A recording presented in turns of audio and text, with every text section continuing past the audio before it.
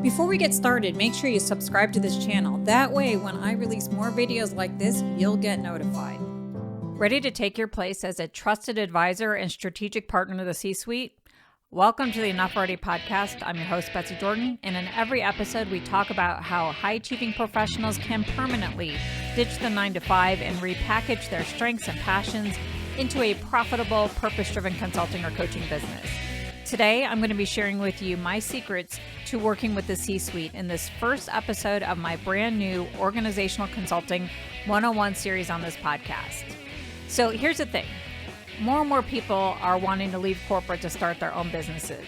And a lot of them are doing so for so many reasons. They want control over their career, their time, their earning power. They want to make a bigger difference. And so many other reasons. Life balance, you know what I'm talking about. But out of all the businesses these high-achieving professionals can start, many choose consulting or coaching because of the unique difference that they want to make in the world. And they want to make a difference in the world of work. So they might want to help younger versions of themselves, or they want to help create healthier work environments. So they need to be able to influence senior leaders in organizations in order to achieve their impact goals and their income goals. So that's what they want. I don't know if you are relating to this at all. And I know for sure if you are listening to this podcast and you are interested in starting a consulting or coaching business, you've got that key obstacle that we all face, both new and seasoned consultants and coaches face, which is all around marketing and everything related to marketing and everything about getting clients. So we all know about this pain point, right? Because we are fully aware that when we leave corporate, we are making this transition from employee to entrepreneur.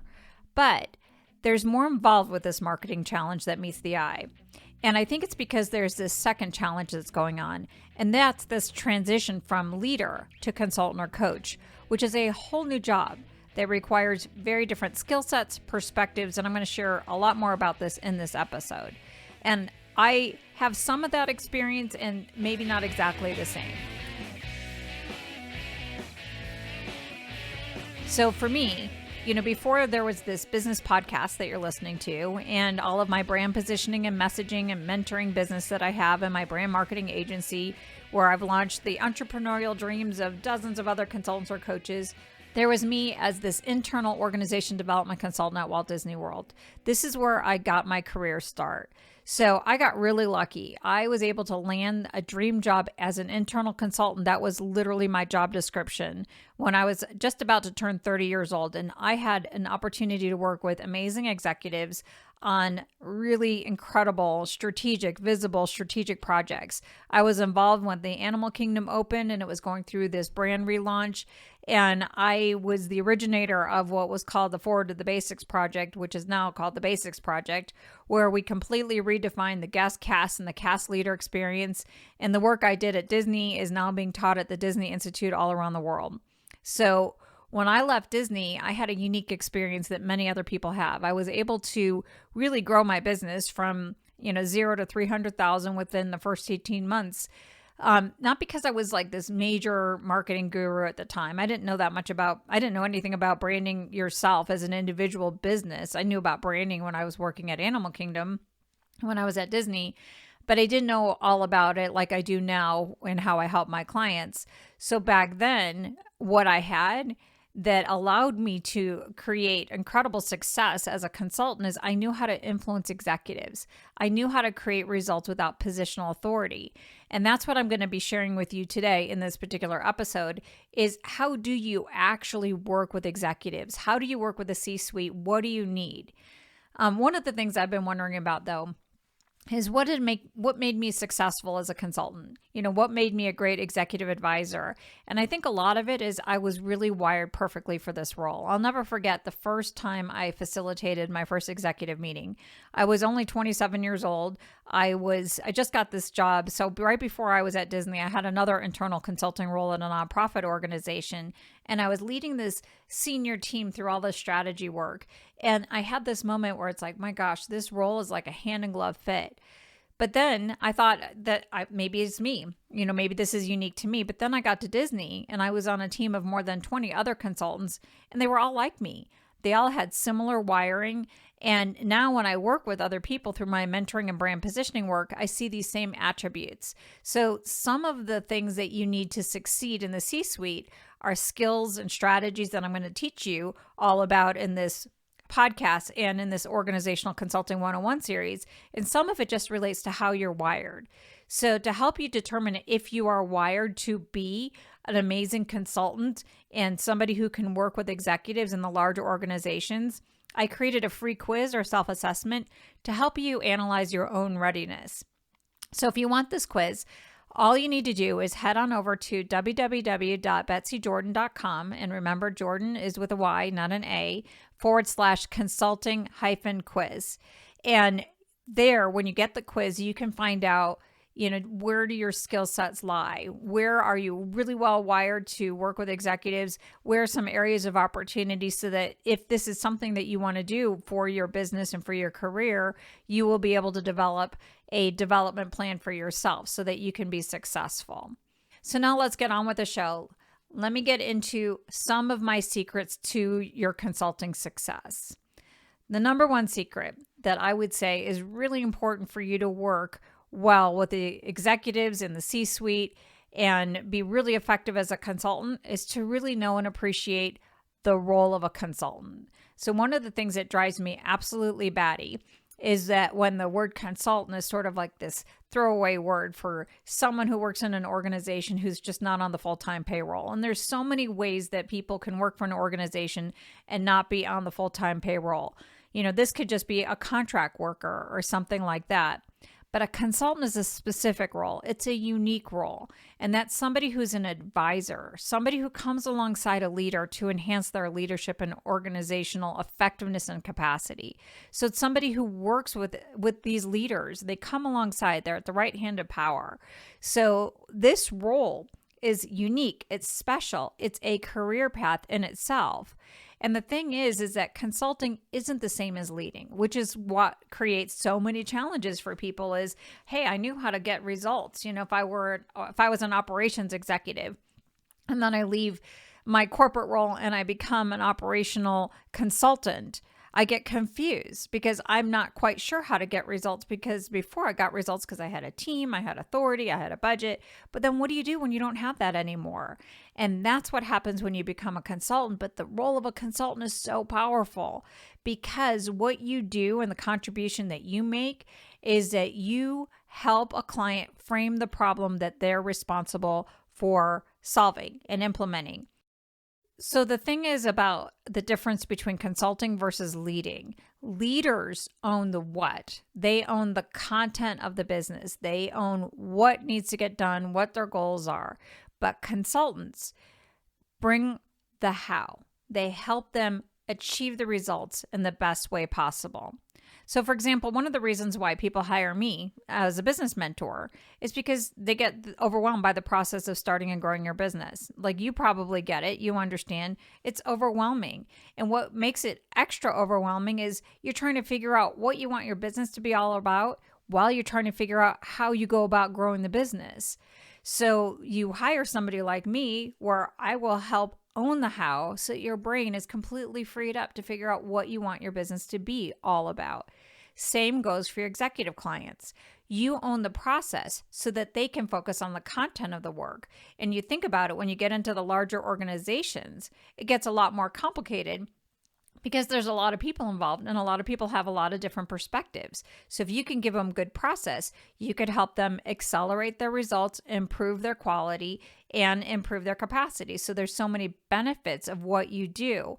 But in order to create those benefits, you have to really just stay in your lane and own the power of the role of a consultant. So that's my secret number one. Understand there's a huge value of being a consultant. It's not somebody who just works for an organization without a full-time responsibility, without being headcount. It's somebody with a very specific role, and this role is all around coming alongside a leader and helping them improve their capacity and their effectiveness.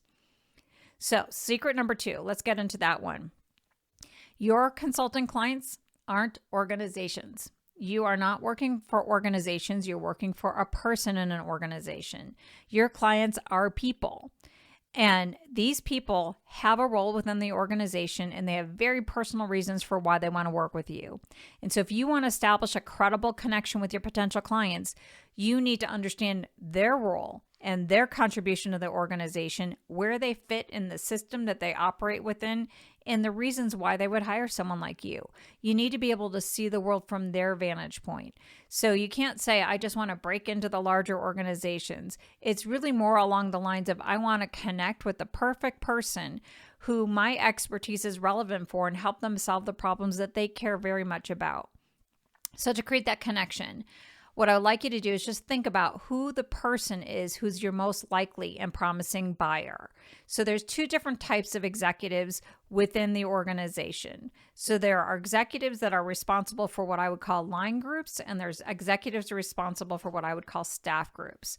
Line groups are the groups that are involved in serving the external customers. So these are groups like sales, marketing, operations. And so you need to understand the vantage point and what they're accountable for, and why would they call someone like you. So for example, a marketing executive is responsible for driving company and product brand awareness and intent to try, and they have all kinds of departments that report to them: branding, advertising, product development. So if you are working in an organization, maybe a marketing person, this chief marketing officer is your person. So you need to see what they're worried about, what they're concerns about, and align your consulting to support those goals. Sales is responsible for customer acquisition and per customer spending. They have departments like they might call it sales or outside sales or account management, sales operations, sales training. Operations, they're responsible for customer satisfaction and product service delivery.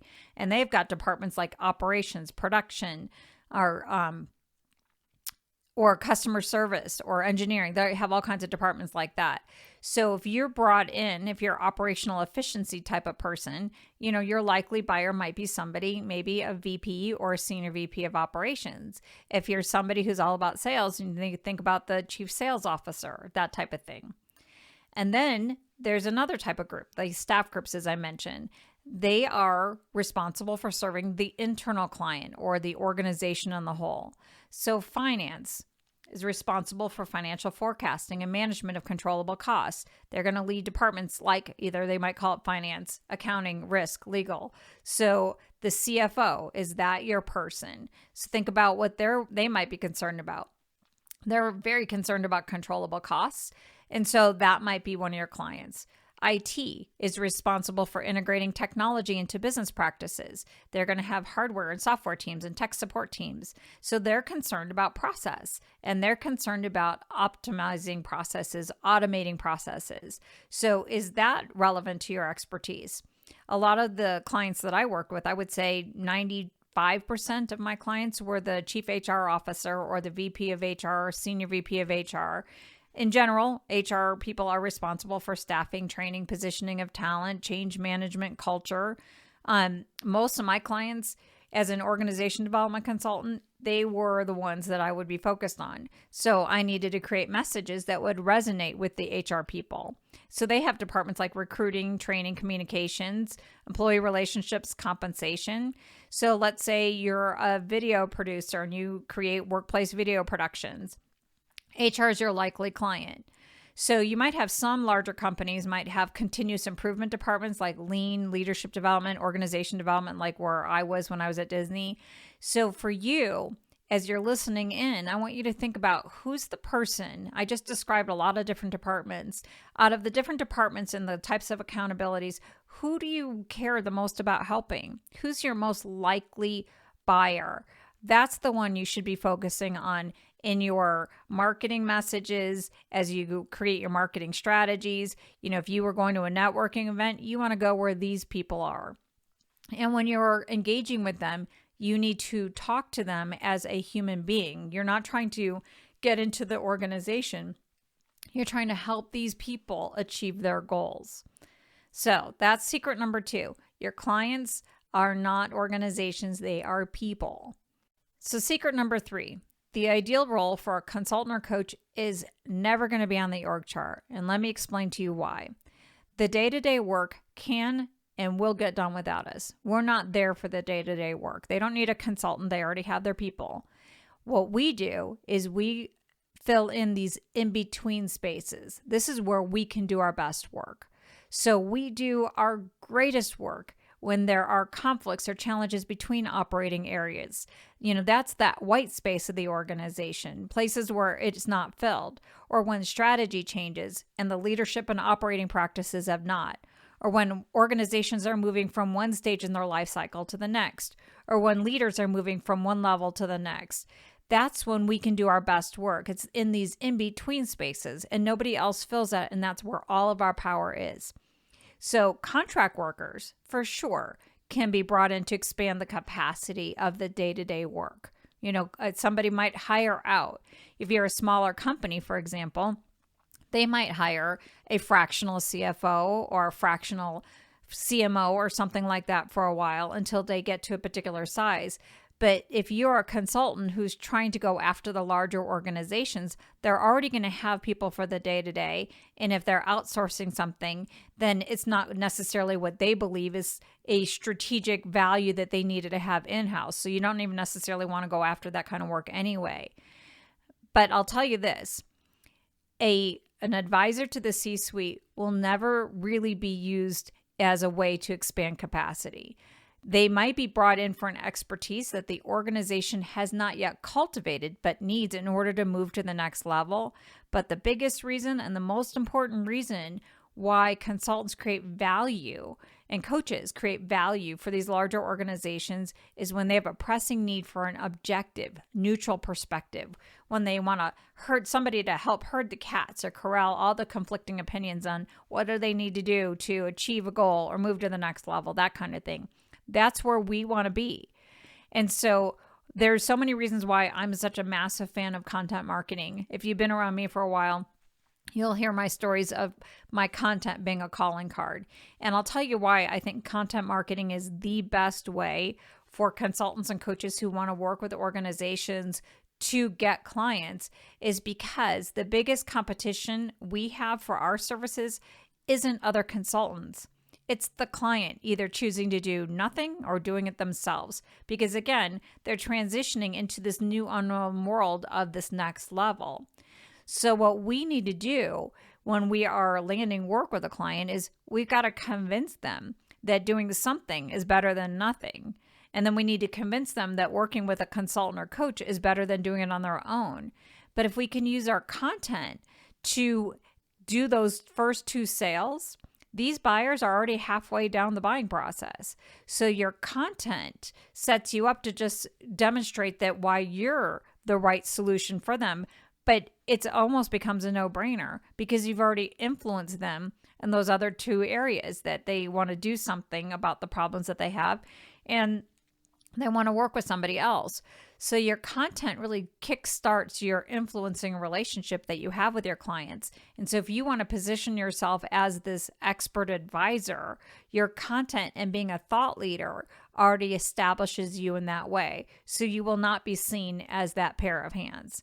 So content marketing is huge. But the number one thing that I want you to walk away with for secret number 3 is your ideal role for what you want to go after in the organization is never going to be on the org chart. You need to be able to carve out the perfect role for yourself, and that's as that advisor. So let me talk about secret number 4.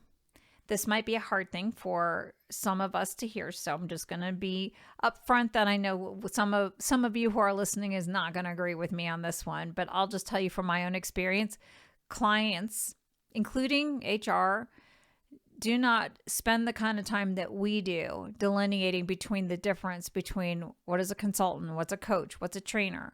We go through this painstaking exercise to define, label, and if we were really honest with ourselves, to justify our expertise.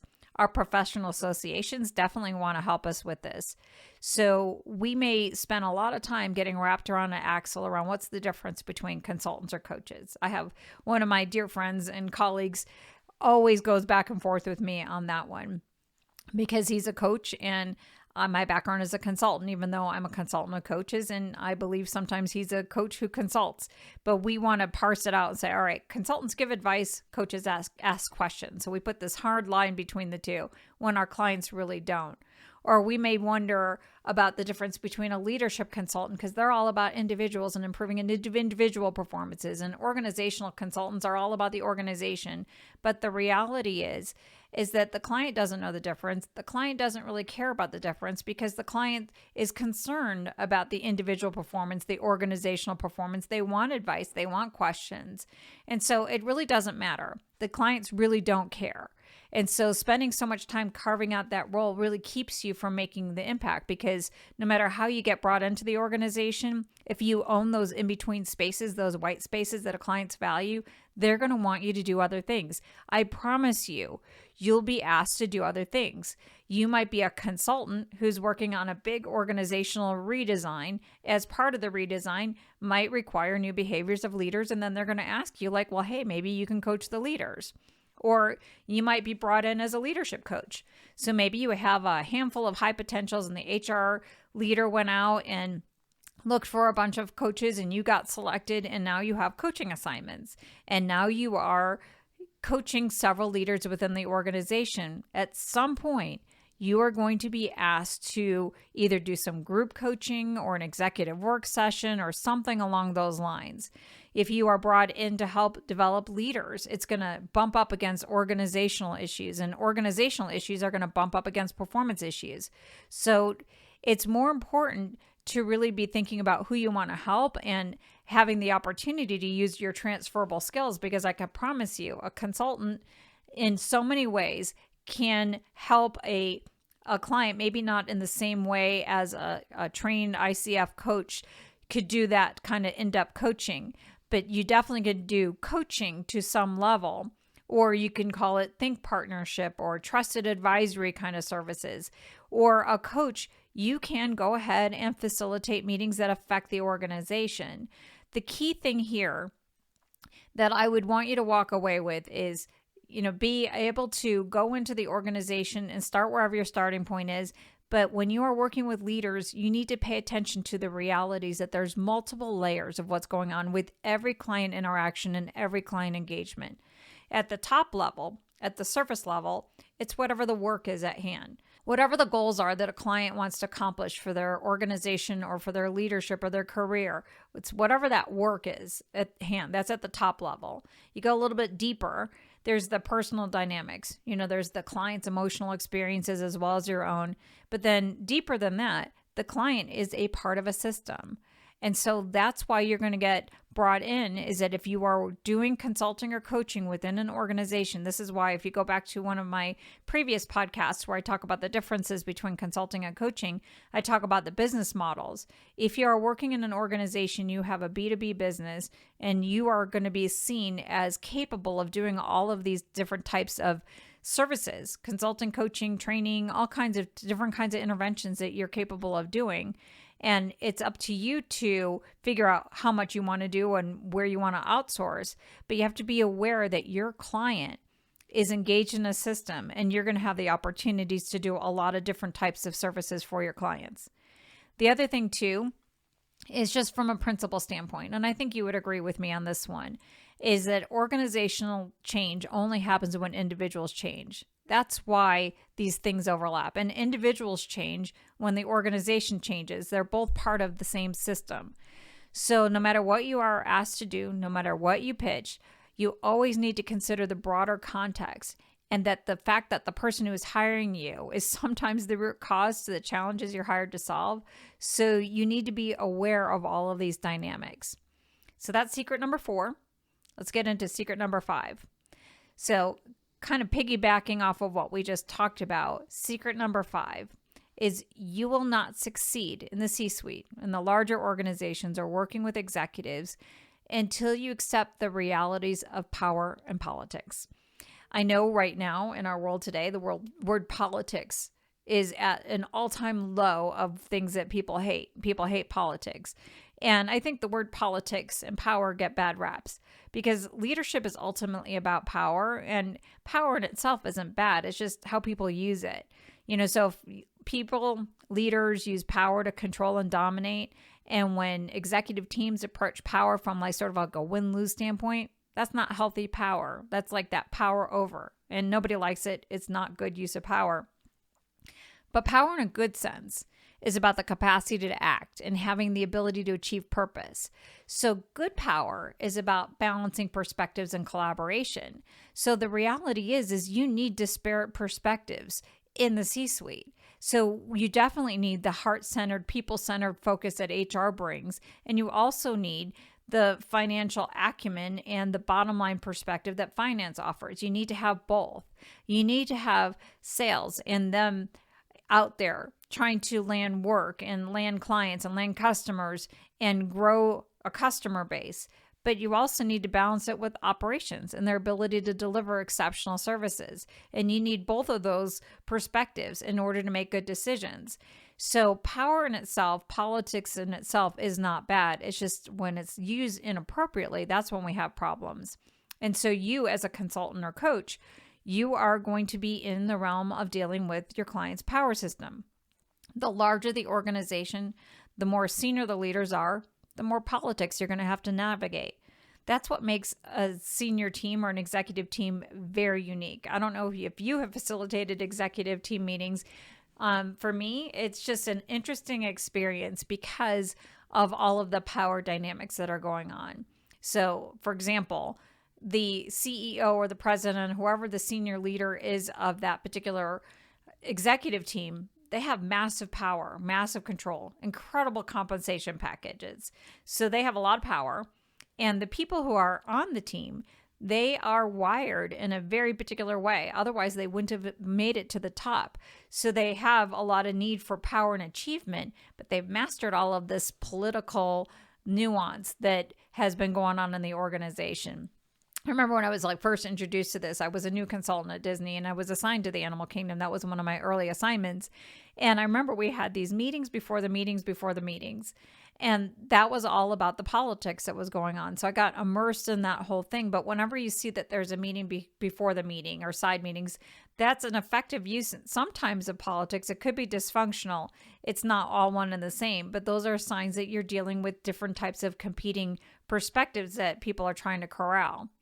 The other thing that makes executive teams unique is everybody's competing for the CEO's job. There's one spot and lots of competitors. And there's also issues with the executive team because they all have very different functional areas. So let's say if I was in charge of let's say a marketing department, and if I was the senior marketing person, everybody within the marketing department, they're kind of wired similarly. And so they kind of approach work in a similar sort of way. But when you get to the C-suite, everybody's leading different functional areas. And so that creates a lot of agendas and biases that people would have against one another. So that's something else that you're navigating. I mean, for example, when I was at Disney, using my Disney secrets again, I worked on a project where I was working with the Walt Disney Imagineers and the Walt Disney World operators and trying to get them all on the same page. So part of the challenge they have is these Imagineers are super creative. Some of the fun stories when I first started at Disney working at the Animal Kingdom was the image that the Imagineers had for what the theme park was going to become. So it was going to be this storybook world full of adventure and surprises. And so if you get into the parking lot at Animal Kingdom, there's not a lot of foliage. It's really hot and there's a lot of concrete. And then you get into Animal Kingdom and it's all lush and green and beautiful. And the story behind it from the Imagineer's perspective is this is supposed to represent the conflict or the contrast between the urban industrial complex and the natural world. From the guest experience standpoint, they just said, it's hot, and it's stinking hot. I mean, we're in Florida. It's stinking hot. And so what the Imagineers visualized was not relevant for what the operators actually had to deliver. And so I was involved in a lot of projects to get the Imagineers and the operators to consider each other as they were designing new theme park experiences and new opportunities. It would be hard to imagine, but Kilimanjaro Safari was one of the biggest rides when Animal Kingdom opened, and it did not have stroller parking. It was not operationally effective. But through some of the work that me and my colleagues did to help bring these big organizations together and get them on the same page, that when new rides came out like Everest, things were operationally effective. So this is the benefit of good power. And good power and good politics is that you can consider things from a lot of different angles. You don't have to sacrifice the story to make it operationally relevant, but you also don't have to sacrifice the operational experience in order to create the storytelling. You could bring them both together. And so you as a consultant are always navigating in these particular areas. And if you ignore it, you're going to have a really hard time, because this is why your clients need you so desperately. This is the huge value add that you're bringing to the table. I believe with my whole heart that consultants and coaches with strong political savvy have a massive competitive advantage. You can land more work. For example, I was having an opportunity when I was running my consulting business to work with AAA. And so the VP of HR called me, and she wanted my involvement in helping with an employee engagement project. But the rest of her team was not on board with that. So she had the budget, but she didn't have the buy-in. So I spent a lot of time really working with her behind the scenes, and we went through everybody else, all the senior officers on her team, and we identified all of their stakes and what their issues were, what their challenges are, and I gave her message points of how to get everybody on the same page. So she went and did all those meetings. She got everybody on the same page. We got the president on board, and then I wound up landing the work with that organization. But because of the way that I trained her and I mentored her and I coached her, she also got huge value just out of the way I was landing work with her. And I got a secondary contract where I was doing development experiences for the HR team. So I doubled my revenues from this particular consulting engagement, but I did not increase my time because I just integrated all of that mentoring into my work. So you land more work. The other thing is you create stronger results that actually last. I would say you could put a really, really great project plan, the most technically competent approach. I would put the strongest coaching experience against politics, and politics will eat it for lunch, or dinner and snacks the next day.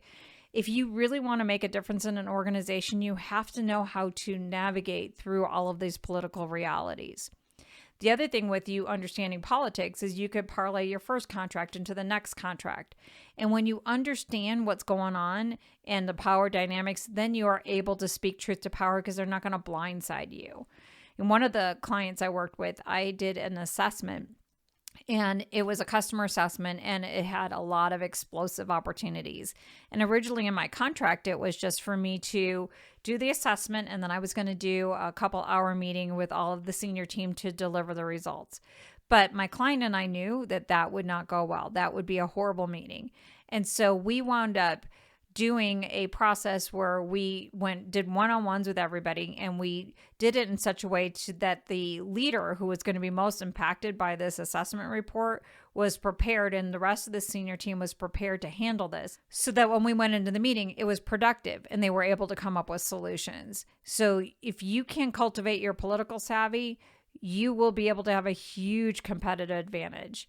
And the other thing about understanding power, and this goes back to the original point that I was making earlier on this podcast, is that that when you leave corporate and you leave your employment opportunity to become an entrepreneur, you're making one type of transition. But there's also these other transitions that are going on. So you also went from a leader to a consultant or coach, but you're also making changes around how you handle power. So when you left corporate, and you leave your title and your status and your perks, you are making a change from getting your source of power from outside of yourself, from your job title, from your office size, from your salary and all of that. And it's disruptive. I totally get that. But you're in this process right now of finding your power from within. And this is going to be that game changer in every aspect of your success, is if you just allow your power to come from within yourself. Like really about cultivating and honing your intuition, your insight, and your influence skills. This is going to be what will help you become highly effective in working with these larger organizations and with executives. But it's also going to give you the courage to market yourself in a way that you didn't before.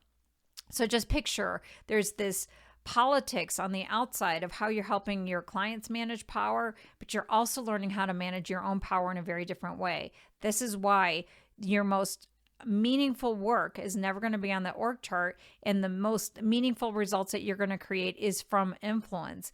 And that begins with having that courage to cultivate your power from within yourself.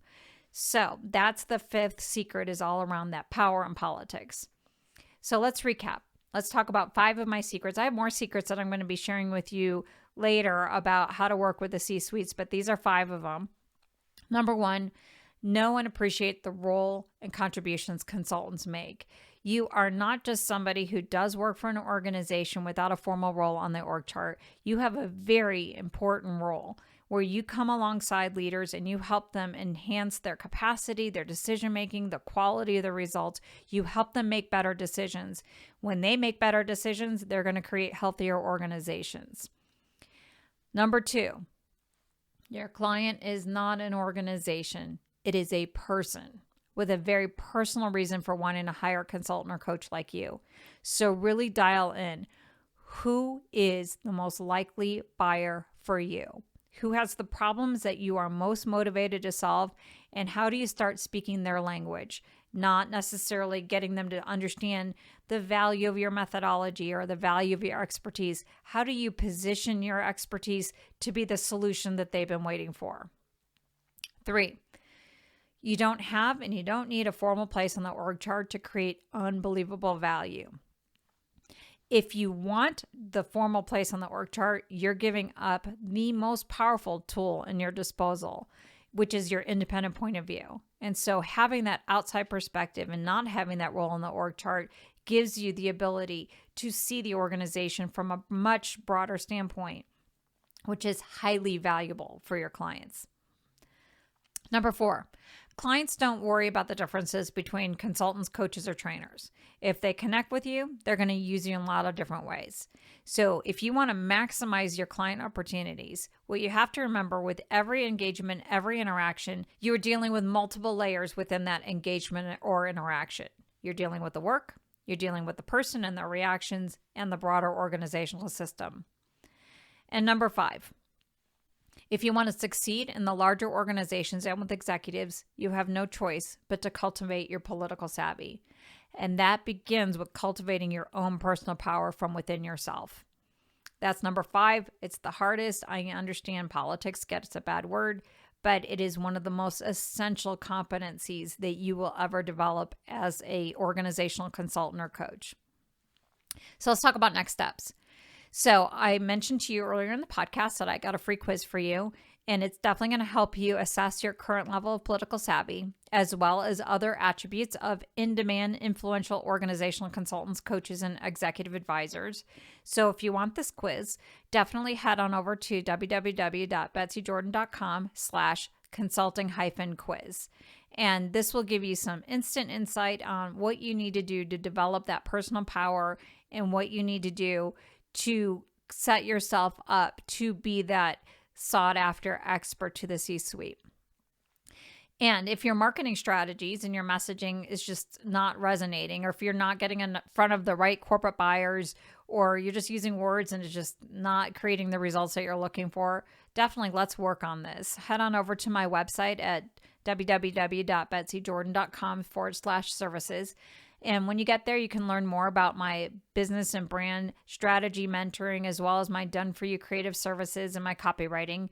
But when you're over there, what I would love for you to do is learn more about my brand new group coaching mastermind experience that I'm launching in January. I'm super excited about this because this is an opportunity to really take your positioning strategy up to a different kind of level where you can set yourself up with the right messages, the differentiation, the competitive advantage, clear products and services that are framed and priced in a way that makes you the irresistible no-brainer solution for your clients.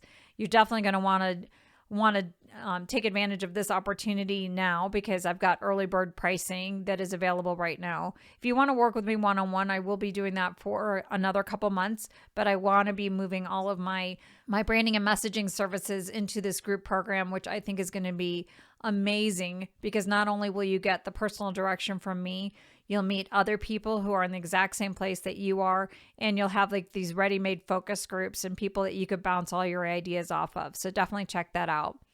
And next week, I'm going to be talking about the pair of hands positioning trap and other positioning traps that way too many consultants or coaches fall into that keeps them from influencing the change that they know is possible for their clients and earning what they're worth. So definitely hit subscribe now wherever you're listening so you don't miss it. And if this is something that you have colleagues who want to work with these larger organizations and want to work with executives, definitely let them know all about it as well. And until next time, thanks for listening.